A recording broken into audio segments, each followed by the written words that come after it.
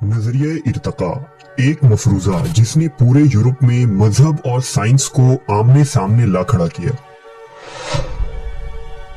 क्या इंसान इर्तका के जरिया वजूद में आया या मजहब के बकौल आदम अलैहिस्सलाम को अल्लाह ने मुकम्मल और परफेक्ट पैदा किया था?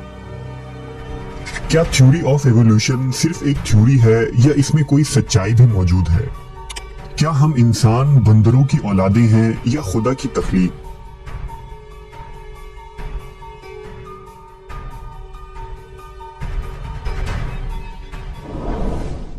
अगर हम अपने इर्द गिर्द मौजूद जानदारों पर नजर डालें तो उनकी जिंदगी और निज़ाम हयात एक मुआजिजा मालूम होता है, लेकिन शायद खुद हम इंसानों का वजूद ही इस कायनात की सबसे पुरइसरार चीज है। हम कहां से आए हैं, इस दुनिया में हम कब से हैं और इस जमीन पर इंसानी जिंदगी की शुरुआत कैसे हुई? ये वो सवालात है जिनके जवाब हजारों सालों से इंसान तलाश करते आ रहे हैं और दुनिया का तमाम फलसफा और नजरिया शायद इसी सवाल के इर्द गिर्द चक्कर लगाता नजर आता है।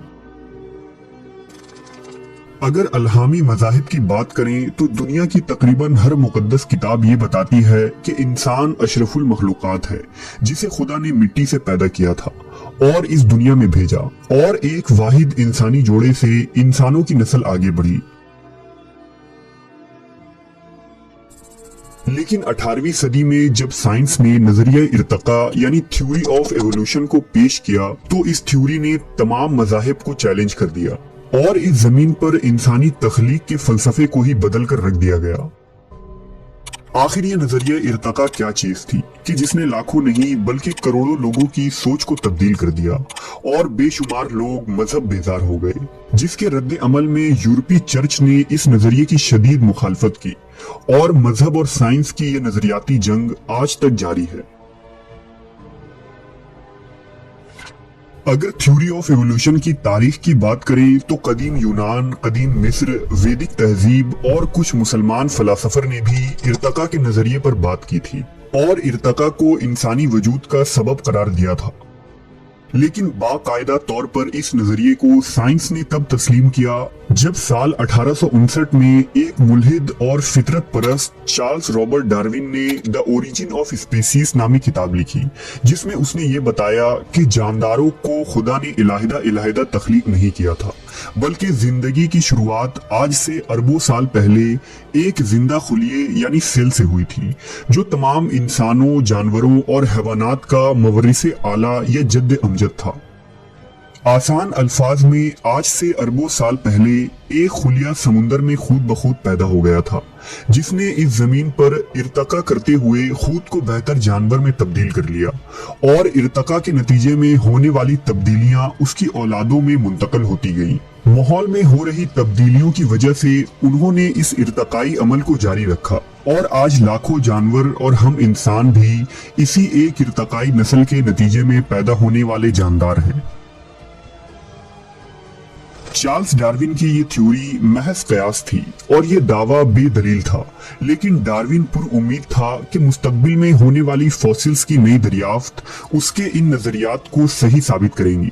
फॉसिल्स दरअसल उन जानवरों के ढांचों को कहते हैं जो आज से हजारों या लाखों साल कबल जमीन पर मौजूद थे।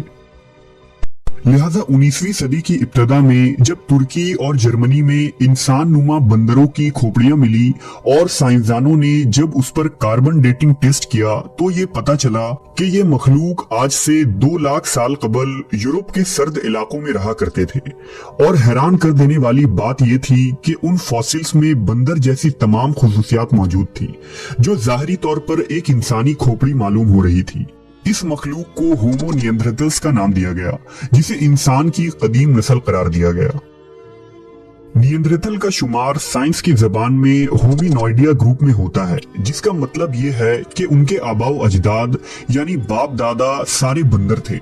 आगे चलकर ये होमिनिन ग्रुप में तकसीम हो गए, जिनकी 2 शाखों में एक होमो सेपियंस यानी इंसान और दूसरे शाख से चिंपैंजी पैदा हुए।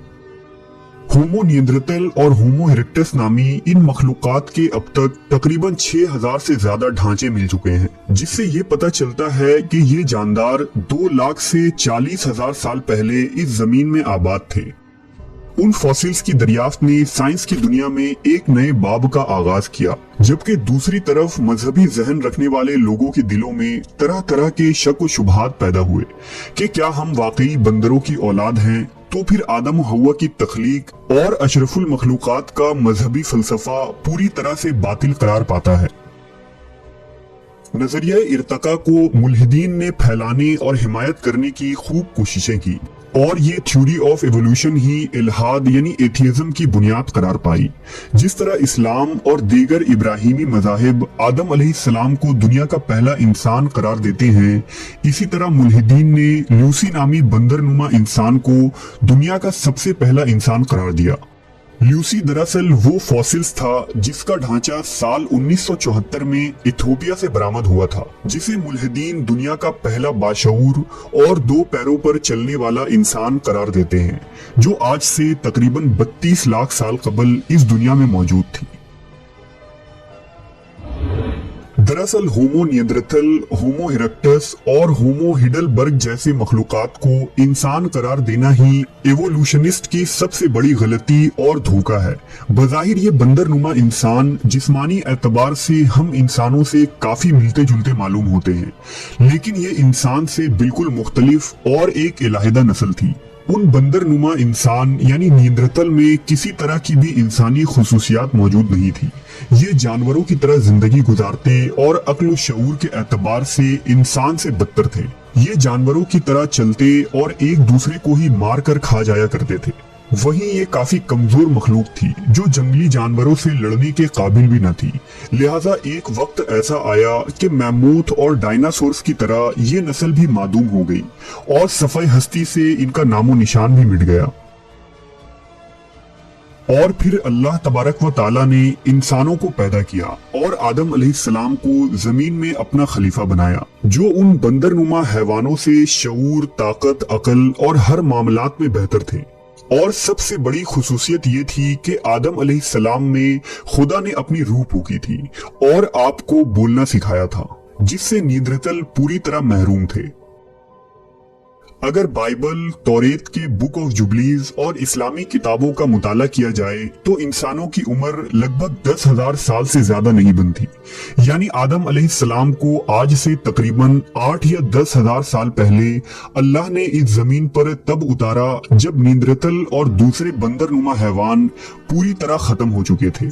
जैसा कि अल्लाह ने कुरान मजीद में फरमाया, यकीनन हमने आदम को बड़ी इज्जत दी और उन्हें खुशकी और तरी की सवारियां दी और उन्हें पाकीज़ा चीजों की रोटियां दी और अपनी बहुत सी मखलूक पर उन्हें फजीलत अता फरमाई।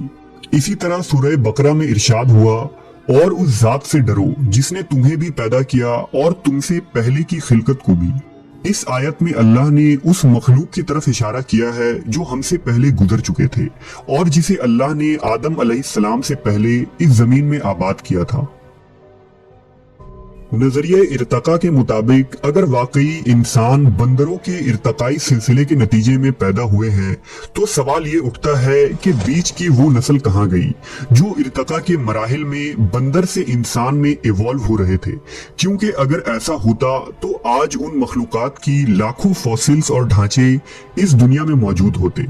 लेकिन 18वीं सदी से अब तक तमाम एवोल्यूशनिस्ट और पैलियोंटोलॉजिस्ट उन गुमशुदा कड़ियों की तलाश कर रहे हैं, लेकिन वो ऐसा एक भी फॉसिल दरियाफ्त करने में नाकाम रहे।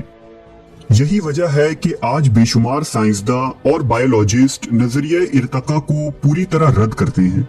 मसलन डुआंस गिश कहता है कि नजरिया इर्तका महज एक फलसफियाना ख्याल है जिसकी कोई साइंसी बुनियाद नहीं है। इसी तरह जेरेमी रिफ्किन ने अपनी आर्टिकल में लिखा है कि ये नजरिया महज मफरूजा और झूठ है।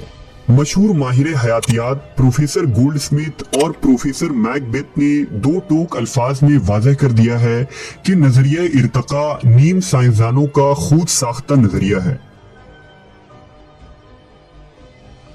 इन तमाम हकायक को जानने के बावजूद आज इर्तका के इस झूठ को फैलाने के लिए हर स्कूल, कॉलेज और यूनिवर्सिटीज में तलबा के जहन में इस नजरिए को दाखिल करवाया जाता है ताकि जदीद साइंस की आड़ में लोगों पर यह बावर करवाया जाए कि इर्तका एक फैक्ट है और हम इंसान खुदा की तख्लीक नहीं बल्कि हमारा वजूद एक बाई चांस हादसे की वजह से पैदा होने वाले एक खुलिये की वजह से है और हम बंदर से इंसान बने। दरअसल उस पहले खुलिये या सेल का पैदा होना ही मुल्हिदीन के तमाम नजरियों को गलत साबित कर देता है, क्योंकि ये बात साबित शुदा है कि वो सबसे पहला खुलिया जिसमें जान और रूह थी और जो अरबों मॉलिक्यूल्स का मजमुआ था वो किसी अचानक होने वाले हादसे से पैदा नहीं हो सकता। आसान अल्फाज में नजरिया इर्तका अपने पहले मरहले में ही डिसप्रूव हो जाता है, क्योंकि एवोल्यूशनिस्ट इस पहले खुलिये की पैदाइश के बारे में कोई एक्सप्लेनेशन नहीं दे सकते। इस जमीन पर जिंदगी यूं ही इत्तफाक से पैदा नहीं हो सकती, क्योंकि इस तरह का एक परफेक्ट खुलिया आज के जदीद टेक्नोलॉजी के इस्तेमाल से भी बनाना मुमकिन नहीं है। आज डीएनए की दरियाफ्त ने भी इस बात को मजीद मजबूत कर दिया है, क्योंकि डीएनए के अंदर मौजूद